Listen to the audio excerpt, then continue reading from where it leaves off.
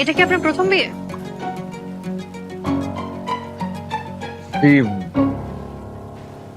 বুঝলাম না। আমি তো হিব্রু ভাষায় প্রশ্ন করিনি, শুদ্ধ বাংলা ভাষায় প্রশ্ন করেছি। এতে অর্থ না বোঝার কি আছে? আমি আপনার কথার অর্থ বুঝতে পেরেছি, কিন্তু প্রথম দেখায় কোনো হাই হ্যালো না করে সরাসরি একটা এম্বারাসিং কোশ্চেন করবেন সেটা বুঝতে পারিনি, মানে আশাও করিনি। আপনি কি আশা করছেন সেটা আপনার ব্যাপার, তবে মেন্টালি প্রিপেয়ার্ড হন। এর থেকে এম্বারেসিং কোশ্চেনের মুখোমুখি হতে হবে আপনাকে। তাই নাকি?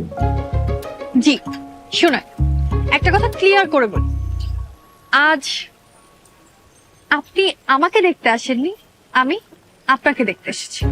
তো আজকে যা কোশ্চেন করার সব আমিই করব।